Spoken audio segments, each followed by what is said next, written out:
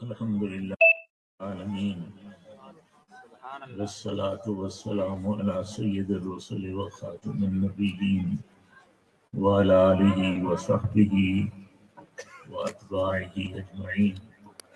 أما بعد، أعوذ بالله من الشيطان الرجيم. بسم الله الرحمن الرحيم. ما آتاكم الرسول فخذوه وما نهاكم عنه فانتهوا.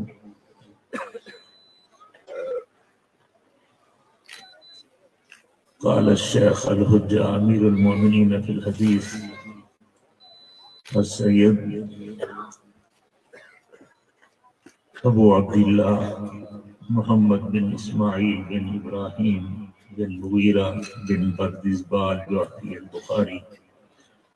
باب قول الله عز وجل: ونزع الموازين القسط ليوم القيامة وأن أعمال بني آدم وقولهم توزن. وقال مجاهد: القسطاس العدل بالرومية، ويقال القسط مصدر المقسط وهو العادل، وأما القاسط فهو الجائر. وبه قال حدثنا أحمد بن أشقاب قال حدثنا محمد بن فضيل بن عمارة بن القعقاع عن أبي زرعة عن أبي هريرة رضي الله تعالى عنه وعنهم قال قال النبي صلى الله عليه وسلم: كلمتان حبيبتان إلى الرحمن خفيفتان على اللسان ثقيلتان في الميزان سبحان الله وبحمده سبحان الله العظيم. صدق اللہ مولانا العظیم و صدق رسولہ النبی الکریم. سب حضرات درود شریف پڑھ لیں. اللہم صلی علی سیدنا مولانا محمد وعلی آلہ واصحاب سیدنا مولانا محمد مبارک وسلم کما تحب و ترضى عدد ما تحب و ترضى.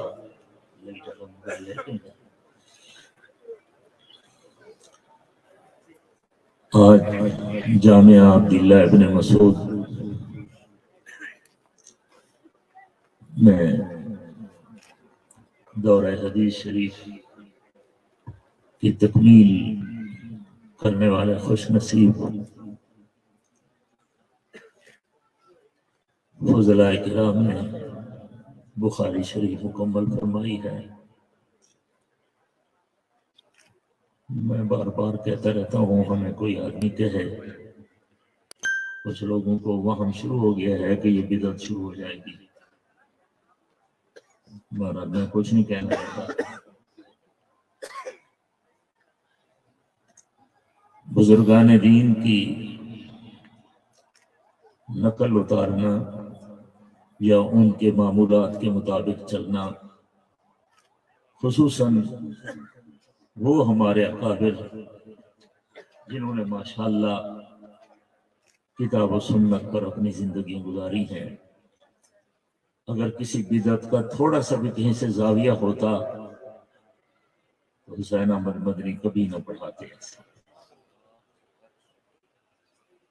نہ ہی شیخ الاسلام حافظ الحدیث والقرآن حضرت درخواستی رحمہ اللہ کبھی اجتماع کر کے ساتھیوں کو بلا کر کے ختم بخاری کی تقریبات کا اہتمام نہ فرماتے. اس لیے ان چیزوں کو وہم سے دور کر دو. ہر آدمی ہمارے لیے حجت نہیں ہے. ہمیں بھی پتہ ہے کہ بدعت کا کیا معنی اور کیا اس کی حقیقت ہوا کرتی ہے. بڑے لوگ ہو، پتہ نہیں کیسی باتیں کر لیتے ہو کہ شاید بدعت ہو جائے. واقعی اس بات پر میں اس وقت کچھ نہیں کہنا چاہتا. بہرحال دل ضرور دکھتا ہے کہ اس دور میں ہر آدمی شاہ ولی اللہ بننا چاہتا ہے. ہم نے بڑی بڑی بڑی محنت کے ساتھ سے ابو حنیفہ کی تقلید کی ہے. ہر اپنے بزرگ کی تقلید کرنے کے لیے ہم تیار نہیں ہیں. نہ ہی کوئی آدمی حجت اللہ فی الارض ہے. یہ حجت اللہ فی الارض مولویوں پیروں کے لیے شیعوں کی اصطلاح ہے. ہمارے ہاں حجت اللہ فی الارض اللہ کا رسول ہوتا ہے یا اصحاب محمد اور آل محمد ہیں. کوئی حجت اللہ فی الارض عقائد کو درست رکھنا چاہیے. ہمارے بزرگوں کے یہ معمولات ہیں، جب تک زندہ رہیں گے اس کو نہ فرض سمجھتے ہیں، نہ واجب سمجھتے ہیں، نہ اس کو سنت سمجھتے ہیں، ایک دین کی اشاعت کا سبب سمجھتے ہیں۔ جمعۃ المبارک سے پہلے کا بیان ہمارے علماء ہند نے شروع فرمایا ہے، اور آج بھی جو لوگوں سے کنی کترا رہے ہیں وہ توبہ کریں۔ خطبہ تو عربی میں ہوتا ہے نا، کسی کو کیا پتا ہوتا ہے؟ میں ساری کائنات، آج کل کی کائنات میں قربان کر دوں علماء دیوبند پر۔ ایسے ہمیں کوئی نہ ایسے کرے کہ بھی ہم لوگ ایسے ویسے ہو جائیں گے۔ کوئی آدمی نہیں کرتے تقریر نہ کریں، لیکن یہ نہیں ہے کہ جمعہ سے پہلے یا بعد میں، کوئی پہلے کہتے پہلے نہیں، پہلے بدعت ہے تو بعد میں کون سی بھی سنت ہو جاتی ہے؟ اللہ کے بندے، کوئی پہلے کوئی بعد میں۔ جہاں صرف خطبہ ہوتا ہے وہ اپنے طریقے سے، رویے سے رجوع کریں۔ ہفتے میں ایک موقع ملتا ہے جب میرا ذمہ دار اور تاجر بھائی جمعہ کی نماز ادا کرنے کے بہانے مسجد میں آتا ہے تو قرآن اور حدیث کے 10 لفظ سن کر چلا جاتا ہے، ورنہ جیسے آئے گا ویسے چلا جائے گا۔ عربی تو اس کو نہیں آتی، نہ اس کے باپ کو آتی ہے، تو ہم نے خطبہ پڑھا دیا، اس کو چھٹی کرا دی۔ غلط ہے۔ ہمارے اہل اللہ حضرات نے بڑا سوچ سمجھ کر فیصلے فرمائے ہیں، ماشاءاللہ۔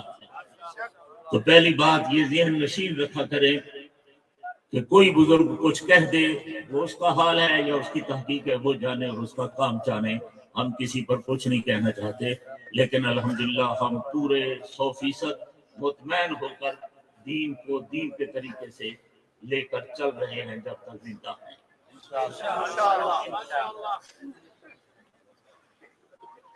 جامعہ عبداللہ ابن مسعود کا یہ عظیم الشان اجتماع اسی حوالے سے ہوتا ہے۔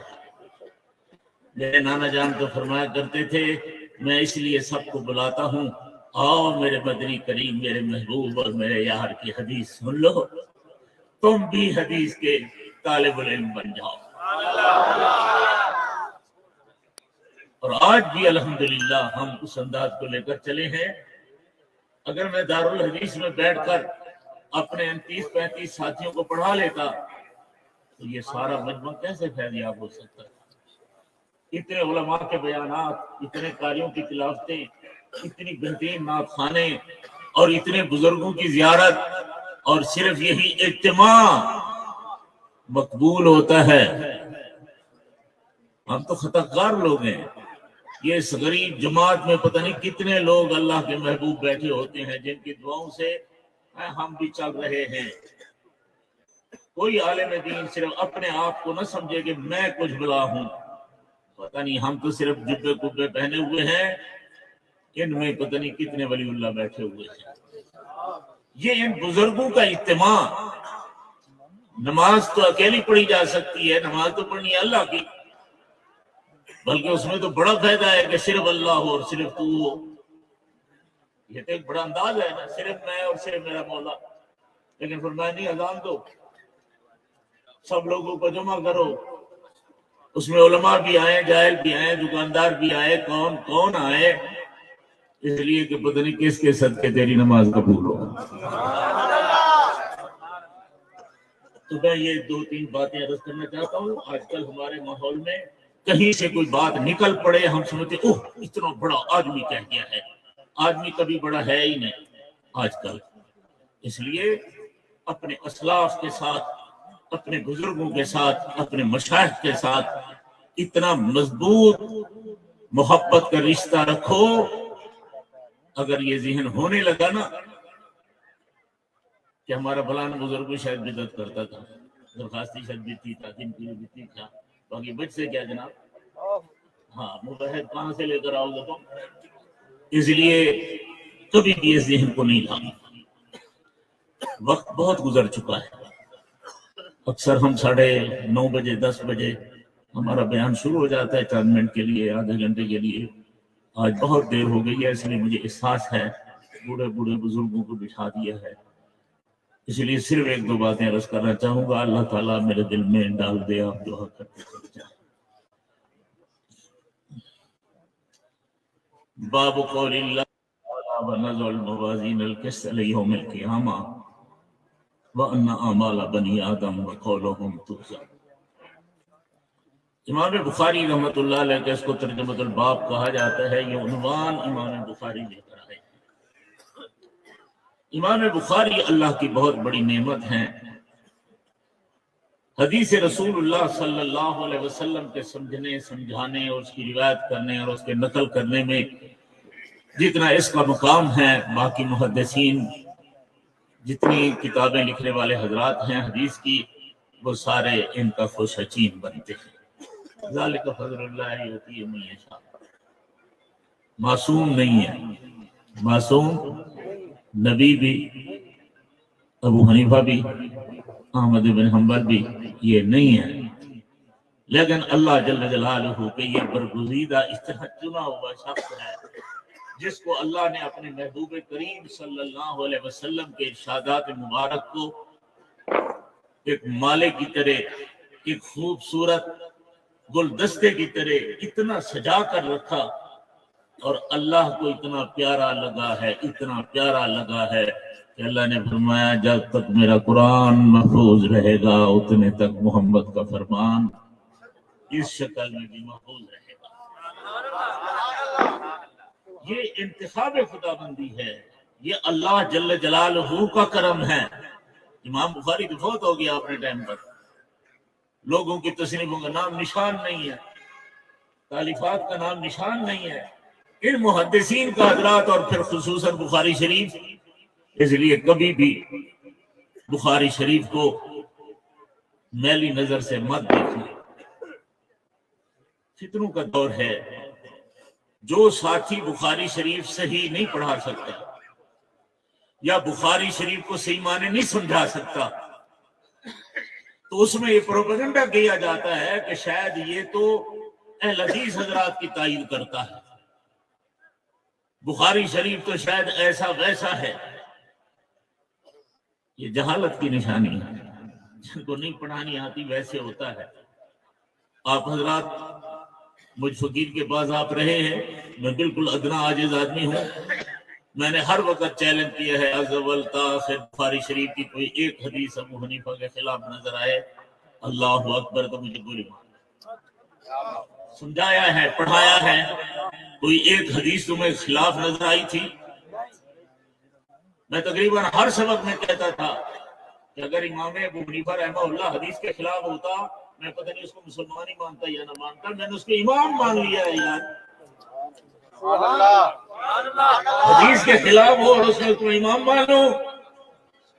وہ بیچارے جاہل لوگ ہیں جنہوں نے کچھ نہ پڑھا ہے نہ سیکھا ہے، کوئی دکاندار ہے، کوئی چھپا فروش ہے، چار برقوں کا تھوڑا سا پمفلٹ آ جاتا ہے تو تم سمجھنے لگتے ہو کہ ٹھیک ہے اس کو دیکھ کر ابو حنیفہ پر چڑھائی کر دو۔ ابو حنیفہ امام بخاری کا دادا ہے علمی طور پر۔ امام بخاری رحمہ اللہ نے کبھی بھی قال بعض الناس میں امام ابو حنیفہ پر کوئی تعریض نہیں کی۔ یہ شورا حضرات تمہارے طرح مولوی تھے، اس لیے میں نے پہلے کہہ دیا نا، حجت نہیں ہے۔ ایک بات آئی، مولوی مکی صاحب کہتے ہیں سارے ساتھی بھی مکھی تو مکھی ماری میں ہے، تو کسی نے جو لکھ دیا یہ حاجہ نے کہا ہم نے بھی کہا ٹھیک ہے، یہ امام بخاری پر طنز کر رہا ہے۔ امام بخاری کی تو ساری حیثیت تم نے ختم کر دی، اس کی تو عدالت ختم کر دی۔ امام بخاری کا کام یہی ہے کہ اپنے استاد پر طنز کرتا رہے، اس پر تنقید کرتا رہے، اس پر میل اور کچیل پھینکنا، یہ امام بخاری کا کام رہا تھا۔ تو پھر امام بخاری پر کون آدمی؟ اس لیے ایسی بات نہیں ہے۔ ہر جگہ میں پڑھا ہے قال بعض الناس، کتابیں چھپ چکی ہیں ہماری ابو حنیفہ کے خلاف، ابو حنیفہ کے خلاف۔ امام بخاری سے ایک لفظ کسی نے ثابت نہیں کر کے دکھایا۔ اگر امام بخاری پر، امام ابو حنیفہ پر طنز کرنا بھی تھا تو امام بخاری کو کون سی چیز رکاوٹ تھی نام لینے سے؟ نام لے لیتا نا۔ ابو حنیفہ رحمہ اللہ کا سید الائمہ ہے، امام اعظم ہے، ان کو حدیث سکھانا، جمع کرنا سارا کچھ ابو حنیفہ نے سکھایا ہے۔ تو اس لیے امام بخاری رحمہ اللہ سے لوگوں کی باتیں سن کر ایسا ذہن بنانا کہ شاید حدیث کی کتابیں حنفیوں کی نہیں ہیں، ساری حنفیت کی ہے، ایک حدیث بھی حنفیت کے خلاف نہیں ہے۔ میں اس لیے اپنے طلباء کے کر رہا ہوں کہ پورے سال میں نے آپ حضرات کو بار بار کہا ہے، ہر مسئلے پر سمجھایا ہے، الحمدللہ آج بھی انشاءاللہ ان کی تسلی ہوگی کہ ذخیرہ حدیث میں ایک حدیث بھی حنفیت کے خلاف نہیں۔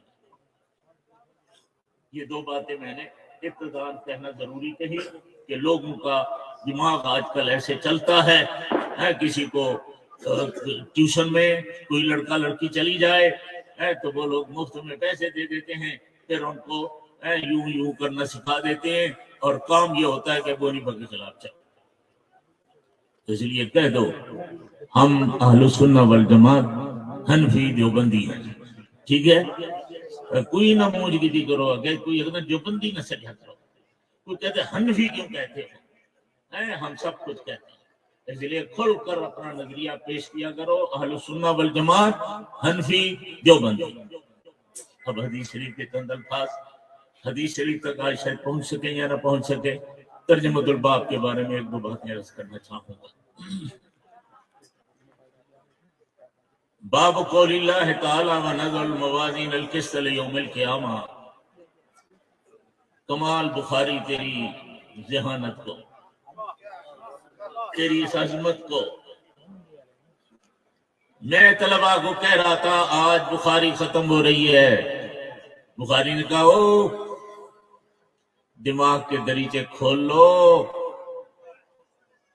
ایک دن آپ نے بخاری شروع کی تھی، آخر بخاری مکمل ہو رہی ہے، تو ہر چیز کا ایک دن آغاز ہوتا ہے تو ایک دن اختتام بھی ہوتا رہتا ہے۔ تیری زندگی جو ماں کے پیٹ سے تو چلا تھا، موت پر وہ دنیا کی زندگی ختم ہو گئی، آگے کی زندگی کا نام آخرت کی زندگی ہوتا ہے۔ ساری بخاری میں انہوں نے از اول تا آخر دین کا آغاز، دین وحی سے شروع ہوا ہے، تو امام بخاری وحی سے شروع ہوا ہے، تمہیں نماز سکھائی، عقیدے سکھائے، کتاب التوحید، شرک، بدعت، روزہ، حج، زکوٰۃ، آخر انا للہ۔ تو پہلی بات تو یہی ہے کہ ایسی زندگی گزار کے تیرا خاتمہ ایمان پر ہو جائے۔ اگلا جہان آگے آنے والا ہے۔ امام بخاری رحمہ اللہ نے جب قرآن ختم کر کے پھر کیا پڑھا جاتا ہے؟ الف لام میم ذالک الکتاب، اور یہاں واپس آنا نہیں۔ اس لیے انہوں نے یوں نہیں کیا کہ یہاں ختم کر کے پھر باب و بدل بھائی تاکہ ہم پھر واپس آئیں گے، انہوں نے کہا نہیں، آپ نے آگے جانا ہے، اس لیے آگے فرما دیا ہے قول اللہ تعالی سبحان اللہ ونضع الموازین القسط لیوم القیامہ۔ جہاں جا رہا ہے، بڑی تیزی کے ساتھ دنیا جا رہی ہے، دنیا کی تباہیاں ہو رہی ہیں، تو اگلے جہان کی فکر کرو۔ امام بخاری رحمت اللہ علیہ نے وزن تو دیکھو نا، وہی تھی، آغاز میں ایک پلڑے میں وہی ہے، اور آخری دوسرے پلڑے میں نضع الموازین القسط لیوم القیامہ، آخرت رکھی ہے۔ یہ دنیا ہے، یہ آخرت ہے۔ دنیا کی ختم ہوگی، آخرت شروع ہوگی۔ میرا رب العالمین ہے، اس کا قانون اس جہان میں بھی ہے اور آخرت کے جہان میں بھی ہوگا۔ اس لیے آپ کو پہلے سپارے میں کہہ دیا گیا تھا وَبِالْآخِرَةِ هُمْ يُوقِنُونَ۔ زندگی تھی الذین یؤمنون بالغیب ویقیمون الصلاۃ ومما رزقناہم ینفقون والذین یؤمنون بما انزل الیک وما انزل من قبلک، یہ سارا دین ہے۔ وبالآخرۃ ہم یوقنون۔ تو امام بخاری رحمت اللہ علیہ نے بہت بڑا فلسفہ دیا ہے، بہت بڑا درد رکھ لیا ہے۔ مولویوں تم نے بھی جانا ہے، پیرو فقیروں تم نے بھی جانا ہے، اس لیے ہوش کر کے چلو۔ زندگی کا آغاز، زندگی اس لیے دی گئی ہے پھر کہہ دو زندگی دی ہی آخرت کے لیے گئی، زندگی دی ہی آخرت کے لیے گئی ہے۔ خلق الموت والحیات لیبلوکم ایکم احسن عملا۔ پہلے پڑھا کرتے تھے فکر الخروج قبل الدخول، کنویں میں اترنے سے پہلے کنویں سے نکلنے کی تدبیر سوچو، نکل بھی سکوں گا یا نہیں۔ امام بخاری نے وہی کہہ دیا ہے، سبحان اللہ، اللہ نے مرنے سے پہلے دنیا دی ہے، اور دنیا میں آنا ہے تو اس سے پہلے موت کو سیکھو۔ مرنا ہے، مرنے کی تیاری کر سکتے ہو تو چلو، اگر مرنے کو نہیں تم یاد رکھ سکتے تو دنیا تمہاری جانوروں کی طرح ہو جائے گی، تم بالکل بیکار ہو جاؤ گے۔ اہمیت کی بنا پر قرآن حکیم نے موت کو پہلے ذکر کیا ہے، حیات کو بعد میں ذکر کیا ہے۔ تم ترتیب کے اعتبار سے دیکھو گے کہ دنیا پہلے ہے، آخرت بعد میں ہے، اللہ کو پتہ نہیں ہے، وہ تو خالق کائنات ہے۔ اس لیے سمجھایا ہے تیرے ذہن میں دنیا سے پہلے آخرت ہونی چاہیے، دنیا سے پہلے آخرت ذہن میں ہونی چاہیے۔ اس کو لے کر امام بخاری رحمۃ اللہ علیہ نے اپنی کتاب کے آخر میں آخرت کا ذکر فرما دیا ہے۔ بات سمجھ آ گیا ہے؟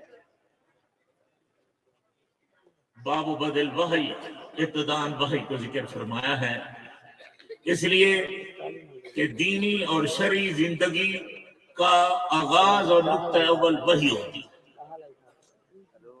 اور پھر وہی کب تک کام آئے گی؟ جب تک خاتمہ ایمان پر۔ سبحان اللہ۔ پھر آگے نیا جہان ہے، لیکن اس کی بھی سب کچھ وضاحت بتا دی ہے۔ امام بخاری ہے جی، کمال کر دیتا ہے، قرآن مجید کی آیات اور احادیث کو عجیب طریقے سے لے کر آتے ہیں کہ بندہ حیران ہو جاتا ہے۔ باب قول اللہ عز و جل ونضع الموازین القسط لیوم القیامہ، احوال آخرت کو بیان کر دیا ہے۔ کتاب کا آخر تھا تو احوال آخرت کو بیان فرما دیا۔ احوال آخرت، وہ جہان ہم سے اجل ہے، ہمیں کوئی پتہ نہیں، کچھ بھی پتہ نہیں۔ جو فوت ہو گئے ان کو پتہ ہے کہ آگے کیا ہوگا، لیکن قربان جاؤں اسلام پر، آمنہ کے لال کی ذات پر، کیونکہ حضور کے بعد تو کوئی نبی آنا نہیں ہے، کوئی اور وحی آئی نہیں، سارے مسئلے ختم ہو گئے، وہاں مکمل ہو گئے ہیں۔ تو اب کوئی پوچھے گا کہ اگر اگلا جہان ہے تو وہاں کیا ہوگا؟ آمنہ کے لال نے سب کچھ اوپر فرما دیا۔ بہت ساری چیزیں ہوں گی، قبروں میں رہنا ہے، قبروں سے اٹھنا ہے، پھر حساب کتاب دینا ہے، پھر شفاعت کبریٰ ہے، پھر پل صراط ہے، کتنے مرحلے چلنے کے بعد پھر جنت ہے، اور پھر اللہ معاف کرے کسی کے لیے جہنم ہے۔ یہ عقیدہ ہے مسلمانوں کا، وبالآخرۃ هم یوقنون۔ اگر یہ عقیدہ نہیں ہے تو بندہ مسلمان نہیں ہے۔ صرف یہ نہیں کہ صرف شیعہ کافر ہے، جو اس کا منکر ہے وہ بھی کافر ہے۔ کمال کر دیا ہے امام بخاری رحمہ اللہ نے۔ اس لیے امام بخاری کا انداز یہی ہے، اور غرض بخاری بھی یہی ہے کہ آج کے بعد اگر زندگی میں رہنا ہے تو ایک ہاتھ میں کتاب اللہ، ایک ہاتھ میں محمد کا فرمان ہونا چاہیے۔ امام بخاری رحمہ اللہ نے پہلے قرآن مجید کی آیت پیش فرمائی ہے، اور اس کی تشریح وہ خود کر سکتا تھا، بڑا عالم تھا، لیکن ہاتھ جوڑ کر اس نے کہا نہیں میں کون ہو سکتا ہوں، میں آمنہ کا لالی تشریح بیان کرتا۔ اللہ اکبر۔ یہ ساری حدیث آگے یہی فرما دی ہے۔ اس لیے میں کسی کو کیا مانوں؟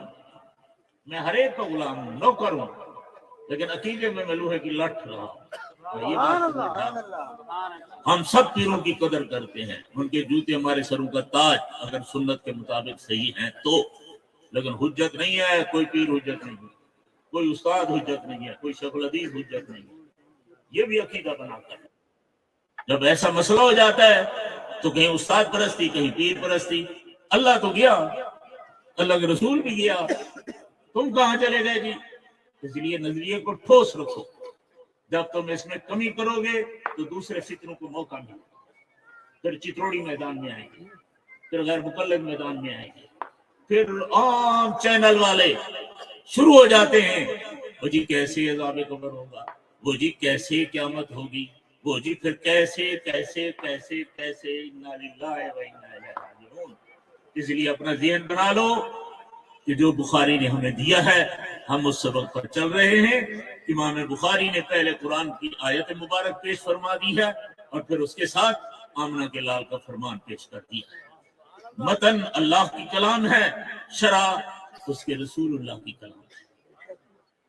جب قرآن مجید سوائے آمنہ کے لال کے کسی پر آیا نہیں, کسی کو پتہ ہی نہیں چلا تھا جب تک آمنہ کے لال ارشاد نہ فرمائیں.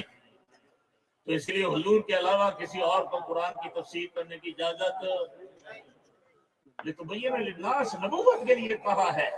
ہر ڈاکٹر, ہر سکالر, ہر پروفیسر قرآن مجید کی تفسیر کرنے کا جرات کرے کہ مولوی ٹھیکیدار ہے, ہم بڑا پڑھتے ہیں, ہم نے چینل میں دیکھا اور فلان کیا ہے. یہ سارے گمراہی کے دروازے ہیں. تو میں یہ سمجھانا چاہتا ہوں, امام بخاری ہمیں یہ سمجھا کر جا رہا ہے کہ دیکھو میں کس صدی کا جوان ہوں, میں نے بھی اپنی ایک لفظ بھی نہیں کہا. یا اللہ کا کلام ہے یا محمد کریم کا فرمان ہے. کوئی اور چیز ہو تو بتاؤ. تم بھی ماشاءاللہ علماء ہو چکے ہو, دائیں بائیں تو میرے مشائخ بیٹھے ہوئے ہیں. میں تو ہمیشہ ان سے ڈر کر 2-3 باتیں عرض کرنا چاہتا رہتا ہوں. اتنی بات سمجھ آئے گی. جب قرآن مجید کی تشریح سب سے پہلے, سب سے اہم, سب سے بڑا مرکز اللہ کے رسول ہیں. صحابہ کرام بھی رسول اللہ صلی اللہ علیہ وسلم کے شاگرد ہیں, اس لیے وہ حضور کی بات فرماتے ہیں. اہل سنہ والجماعت کا عقیدہ ہے الصحابۃ کلہم عدول. کیا معنی؟ یعنی کوئی صحابی ہے, صحابی رسول, تو کبھی بھی کوئی صحابی کوئی ایک لفظ اپنی مرضی سے نہیں کہہ سکتا, نہ اپنا کوئی کام اپنی مرضی سے کر سکتا ہے. اس نے یا اللہ کے نبی سے سنا ہوگا یا اللہ کے نبی کو کام کرتے ہوئے دیکھا ہوگا. اپنی مرضی سے صحابی نہیں کر سکتا. اس لیے صحابہ عادل بھی ہیں, صحابہ حجت بھی ہیں, صحابہ معیار حق بھی ہیں.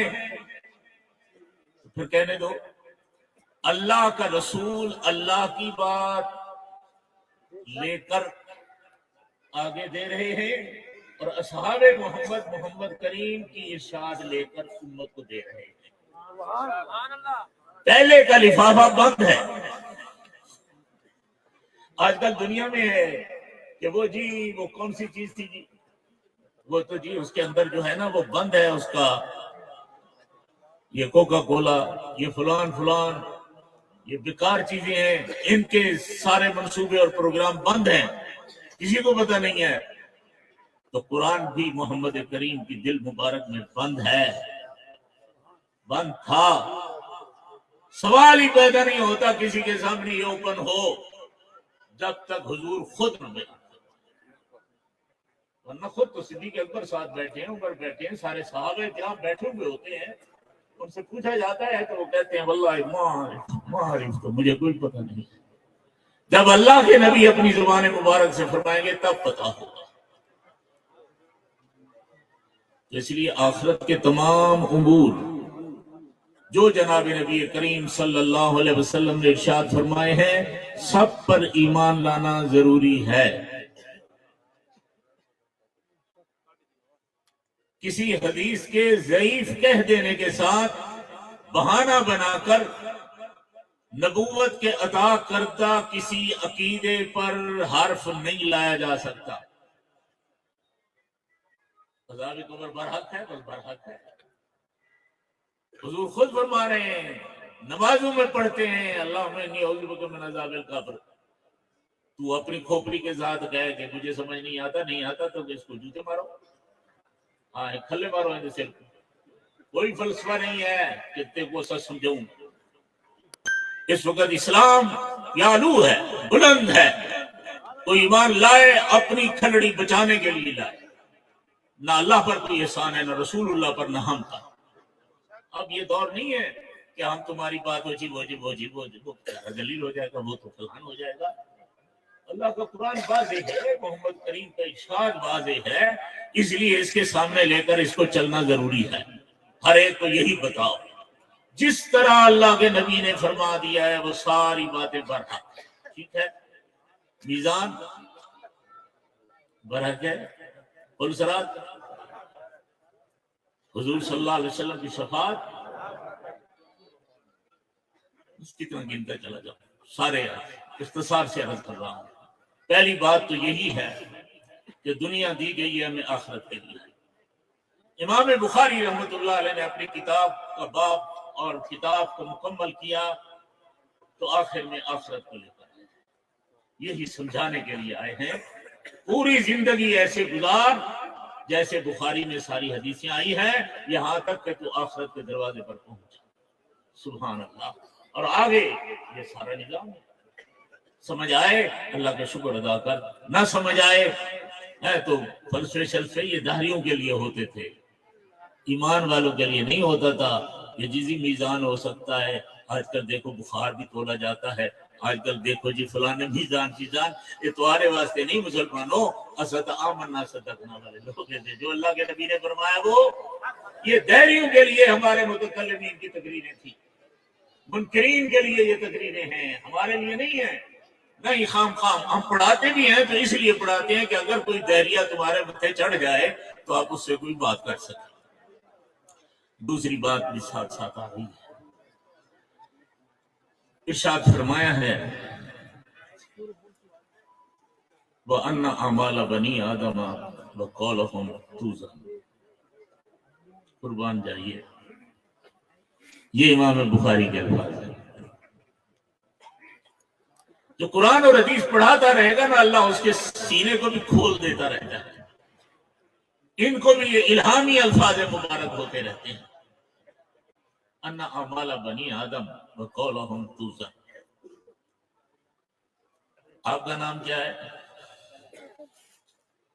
قرآن مجید نے آپ کو کئی الفاظ سے تعبیر کیا ہے، کبھی آپ کو بشر کہا گیا، کبھی انسان کہا گیا، کبھی بنی آدم کہا گیا، اور یہ ساری شان ہے انسانیت کی۔ جنوں کا ذکر نہیں، آئیں گے وہ بھی طول میں، لیکن اصل انسان ہے۔ قل اعوذ برب الناس، قل اعوذ برب الناس۔ مولا تو ساری کائنات کا بادشاہ اور رب ہے، میں انسان ہے، اس کو میں نے بنایا ہے، یہ تو معمولی چیز تھوڑا ہے۔ رب الناس، اس لیے یاد ہی انہوں نے فرما دیا ان اعمال بنی آدم، اس میں تمہیں اور ہمیں کیا ملا ہے؟ پہلے تو یہ انسانیت کا مقام ملا ہے، ٹھیک ہے؟ تیرے میرے بابا جانا خیر محمد بلد غلام محمد، لیکن کہہ دو ابن آدم، کہہ دو ابن آدم۔ یہ آغاز چلے ہیں درجہ بدرجہ، یہ بھی کہا جاتا ہے قرآن مجید میں بھی ہے، اللہ جل جلالہ نے آپ کو پانی سے پیدا فرمایا ہے، اتنے دن نطفہ، اتنے دن علقہ، مضغہ، سارا کچھ، لیکن تیرے درجات مختلف ہیں نا۔ امام بخاری نے وہ الفاظ بولے ہیں جو تیرے درجہ اول پر کر رہا ہے کہ جناب پانی پلید سے پاک سے بعد میں بنے ہو، پہلے تم اللہ کے نبی آدم کی اولاد ہو، بنی آدم۔ بنی آدم، انسانیت شروع کہاں سے ہوئی ہے؟ نبوت سے۔ اس لیے انسانیت کے تمام کمالات جب مکمل ہو جائیں گے پھر بھی نبوت، وہ آغاز نبوت ہے، وہ اختتام نبوت، تکمیل نبوت ہو جائے گی۔ آدم بھی شان والے، آمنہ کا لال خاتم النبیین، وہ بھی شان والے ہیں۔ بنی آدم، انسان، یہ کچھ لوگ ہوتے ہیں بیچارے، وہ کہتے ہیں کسی اللہ کے نبی کو بشر اور انسان کہہ دے گے تو شاید توہین ہے، جہالت ہے، بیچارے پاگل ہیں، ان کو پتہ ہی نہیں ہے۔ انسان کیا ہوتا ہے، آدم کیا ہوتا ہے؟ جناب آدم اللہ کے جلیل القدر پیغمبر ہیں، رسول ہیں، کلیم ہیں۔ سب سے پہلے اللہ نے جن کو جنت میں سیر کرائی وہ جناب آدم ہیں، جس کو خلافت کے لیے بھیجا، زمین کو آباد کرنے کے لیے، جس کے صدقے آج بھی تم علماء ورثۃ الانبیاء بنتے ہو، وہ وہی خلافت ہے۔ انی جاعل فی الارض خلیفہ۔ ہم تو سارا کچھ بھول گئے، اب ہم سب پیر فقیر مولوی بس صرف مسجد کا ٹیوشن لے لو اور ختم، اس کے بعد خلافت چھوٹ گئی ہے۔ نظام اسلام کے نعرے لگانا بھی ہمارے لوگ چھوڑ گئے ہیں کہ اسلام ہو، کہتے ہیں بھائی چھوڑو، آپ کی ان سے کیا مطالبہ کرنا ہے؟ کوئی مطالبہ نہیں کرنا، کم از کم زندہ باد تو رہے نا۔ بنی آدم، ہر نبی اللہ کا جلیل القدر بشر ہے، اللہ کی عظیم الشان انتخاب ہے۔ جو آدمی بھول کر بھی کہہ دے نا کہ اللہ کے نبی علیہ باللہ بشر نہیں ہے، انسان نہیں، اس کے کفر میں کوئی شک ہی نہیں۔ اتنی نصوص قطعیہ موجود ہیں۔ آغاز جناب آدم سے ہوا ہے، راستے میں جناب نوح علیہ السلام ہے، ساری زندگی چل رہی ہے۔ تیرے باپ کو میں انسانیت سے خارج کر دوں تو لڑ پڑے گا۔ شرم نہیں آتی اس لفظ کہنے میں کہ تو میرے بدری کریم یا انبیاء کے بارے میں ایسی بات کہہ دو؟ تو چند والا میں اقبال ٹھیک تھا، مجھے شعر نہیں آتے، ٹوٹے پھوٹے شعر آتے ہیں۔ اس نے کہا مجھے فرشتہ نہ کہو، مجھے انسان رہنے دو۔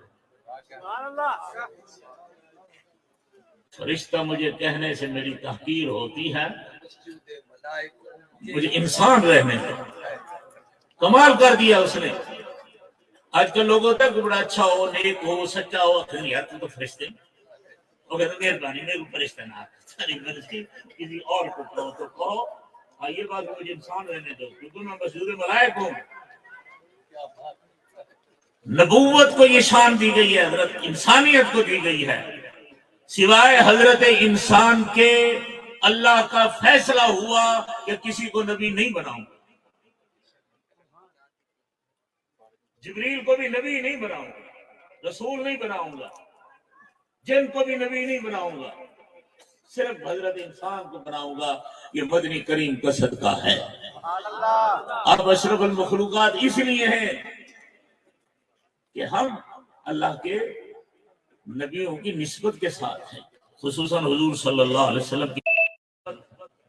امام بخاری نے کہہ دیا، میں سوچ رہا تھا کہہ دیتا نا امام بخاری رحمت اللہ علیہ، تو امام بخاری تھا، اگر یوں کہہ دیتا ان اعمال الانسان ان اعمال الخلق، ہمارا بنی آدم سردار تو ہے، باقی سارے تیرے نوکر ہیں۔ جب تیرا حساب ہوگا تو باقی نوکر سارے لائن میں ہوں گے، اس سے پہلے ہوں گے، دین شین بھی سارے آ جائیں گے۔ ان اعمال بنی آدم، اور ساتھ ہماری اور آپ کی ذمہ داری بھی کر دی ہے، اور اس انسانیت کی تکمیل ہو چکی ہے آمنہ کے لال کے دور میں۔ الیوم اکملت لکم دینکم واتممت علیکم نعمتی۔ اب نہ کوئی نبی ہوگا، نہ کوئی وحی ہوگی، نہ کوئی قرآن ہوگا، نہ کوئی اور کتاب ہوگی، نہ کوئی اور شریعت ہوگی، نہ کوئی اور امت ہوگی، بس رک گیا ہے مسئلہ، ختم۔ اب آگے قیامت ہے، درمیان میں کوئی چیز باقی نہیں ہے۔ اس لیے بنی آدم کی ایک حیثیت ہے، بنی آدم کو رب ذوالجلال نے پوری انسانیت کے آباد کرنے کے لیے بنایا ہے، اس لیے سارے نبی یہاں سے بنائے ہیں۔ تو چونکہ آدم کی اولاد ہو تو حیا کرو، بابے کا تو خیال کرو۔ وہ خود کو تمہیں حیا نہیں تو کم از کم بابے کی پگ کا تو خیال رکھو۔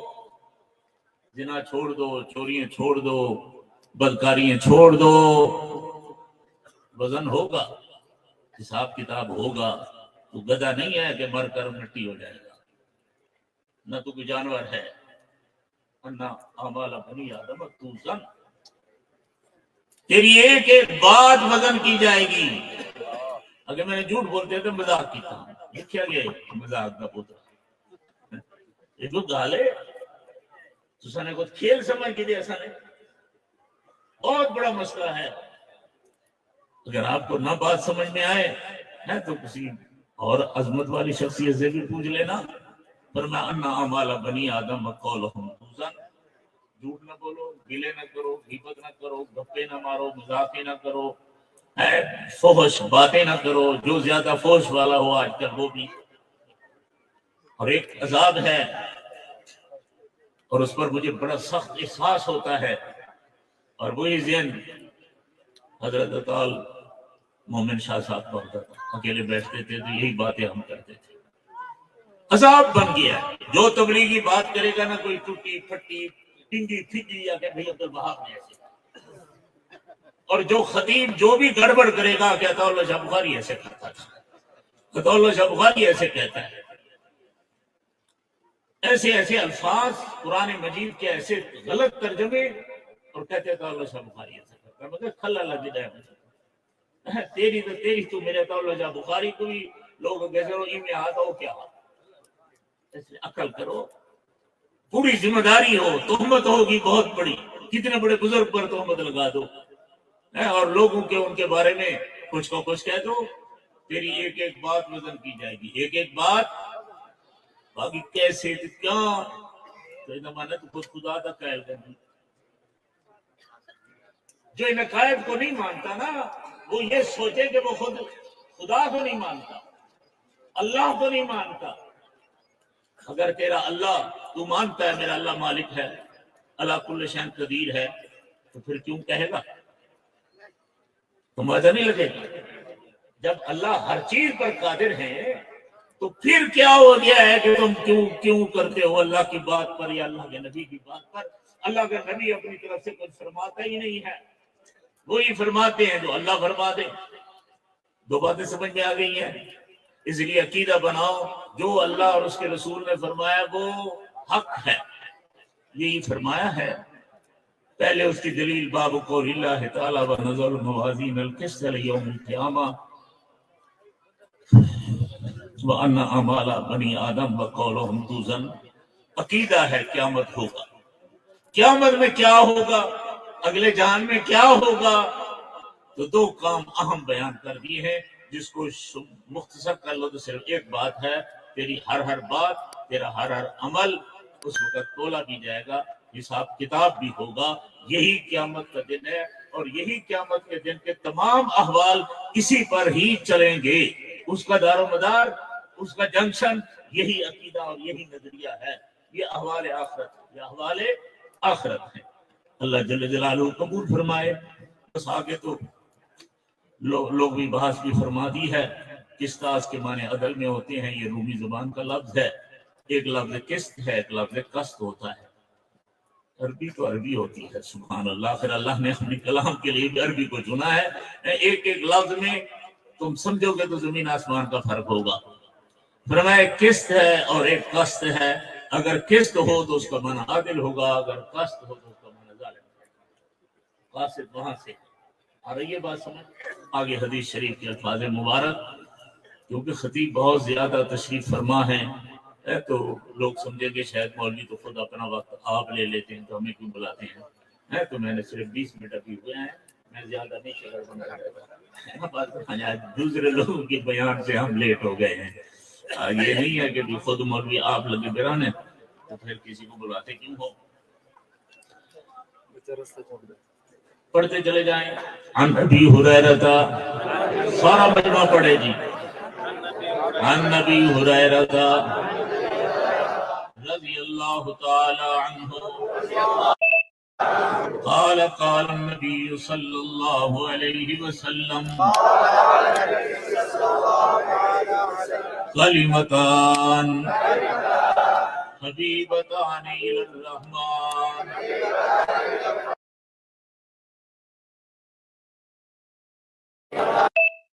ثقيلتان في الميزان سبحان الله وبحمده سبحان اللہ العظیم. میں نے جو پہلے باتیں کہی ہے نا، اب حدیث کو سمجھنا آسان ہو جائے گا، کیونکہ اللہ کے نبی فرما رہے ہیں نا. کیا فرمایا؟ فرمایا دو کلامیں بڑی پیاری ہیں، اللہ کو بڑی پسند ہے، بڑی پسند ہے، بڑی محبوب ہے.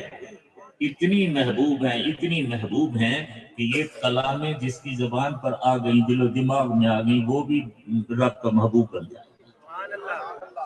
جب یہ اللہ کا محبوب بن جائے گا تو پھر محبوبوں کے نرالے نظام ہوتے رہتے ہیں۔ سبحان اللہ۔ اب اللہ کی قدرت کہتی ہے میرے پیارے بولو تو صحیح نا، کچھ تھوڑا سا بولو تو صحیح۔ اتنی بول صرف سبحان اللہ و بحمدہ سبحان اللہ العظیم ہے۔ تو آج میرے پیار اور محبت کا تقاضا یہ ہے کہ جو اتنا بڑا میزان جس میں ساتوں زمین آسمان کو ڈالو گے تو وہ ایسے لگے گا جیسے بڑے کٹورے کک سرائے کیوں نہ سارے۔ تو اللہ اکبر، اتنا بڑا میزان۔ جناب داؤد علیہ السلام دیکھ کر بے ہوش ہو گئے، میں عملہ یا اللہ اس کو کون کرے گا نیکیوں سے۔ اللہ فرماتے ہیں الاخلاص، اخلاص، اللہ سے خالص توحید، رسول اللہ کی خالص محبت، رضا الہی کا جذبہ، اور اس کے ساتھ کہو گے دو لفظ، بھر جائے گا وہ میزان۔ سبحان اللہ و بحمدہ سبحان اللہ العظیم، یہ بھی اس کا ایک شاہکار ہے، یا اللہ کی بڑی عنایت ہے، یا محبت کا اظہار ہے کہ صرف 3 منٹ تو کر لینا سبحان اللہ و بحمدہ سبحان اللہ العظیم سبحان اللہ و بحمدہ سبحان، ایک تسبیح پڑھ، فرمایا کہ اس کے سارے گناہ معاف کر دوں گا، اگر کہ جھاگ کے برابر بھی کیوں نہ ہو، سمندر کی جھاگ کے برابر بھی کیوں نہ ہو۔ یہ حدیث بھی اوپر حاشیے پر لکھی ہوئی ہے۔ آ رہی ہے بات سمجھ؟ تو اللہ تعالیٰ آپ سب حضرات کو توفیق عطا فرمائے۔ بس 2 باتیں ہمیشہ عرض کرتا رہتا ہوں۔ آج آپ کی دستار بندی ہو گئی ہے، روٹی رب دے گا، عزت بھی اللہ دے گا، اگر ہم نے اللہ کے دین کی عزت کی تو، نہیں تو ذلیل ہوتے پھرتے رہو گے۔ کوئی آنا دے گا، کوئی ٹکا دے گا، کوئی دھکا دے گا، کوئی کہے گا آج نہیں پھر جرامی دروازہ بند کر دے، ہے نا بات سمجھ؟ ہاں جی۔ اور اگر تو اپنے اسلاف کی طرح خوددار بن کر قرآن اور حدیث پڑھاتے رہو تو روٹی رکھ دے۔ اللہ کو پتہ ہے ہم کمزور ہیں، وہ دور اللہ نہیں لائے گا کہ بھی تم درختوں کے پتے چباؤ اور پھر گزارو، ہو جائے تو وہ تو پھر تو واہ واہ ہے۔ اس دور میں بھی کوئی اس مقام کا آدمی ہو جس کو صحابہ کرام سے اتنی نسبت ہو جائے کہ وہ درختوں کے پتے چبا کر قرآن حدیث پڑھائے تو سبحان اللہ۔ گزرے ہیں، اب بھی کہیں ہوں گے ماشاءاللہ۔ بہرحال دین کی لاج رکھنا، اپنے اسلاف جمہور علماء دیوبند کے تمام عقائد پر جو قرآن اور حدیث کے عین مطابق ہیں، ہم کسی کو ایسا کسی کا ہاتھ نہیں پکڑتے جب تک وہ قرآن حدیث نہ دکھائے۔ میں نے کہا میں ہم ابو حنیفہ کو بھی اپنا امام نہیں مانتے اگر وہ ہمیں قرآن حدیث نہ دکھاتے تھے۔ اس لیے یہ ذہن ختم کر دو، اپنے اسلاف جمہور رحمہ اللہ کے تمام عقائد، خصوصاً جو مسئلے چھڑ رہے ہیں آج کل، حیات انبیاء کا مسئلہ ہوتا ہے، لوگ کہتے ہیں یہ فضولی ہے، یہ فروعی ہے، اس کو نہیں چھیڑو، فلان کرو۔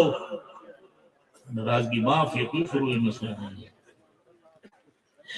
حضور صلی اللہ علیہ وسلم کی حیات مبارک کوئی فروعی مسئلہ نہیں ہے، پھر تو مدینہ شریف آنا جانا ہی چھوڑ دو، کیا ضرورت ہے؟ پرلے لوگ اتنی ساری دن تو سو وہی منہ پھیر کھڑا ہے نا، بات سمجھا؟ عقل کرو۔ تو اس لیے ہمارے بزرگوں سے بڑھ کر کوئی بڑا نہ متقی ہے نہ بڑا عالم گزرا ہے۔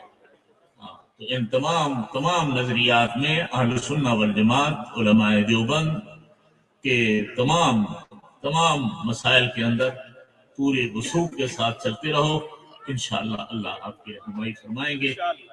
میرے خیال میں 25-30 منٹ ہو گئے ہیں، یہی کافی ہے۔ زندگی تو پھر کبھی اللہ کرم فرمائیں گے۔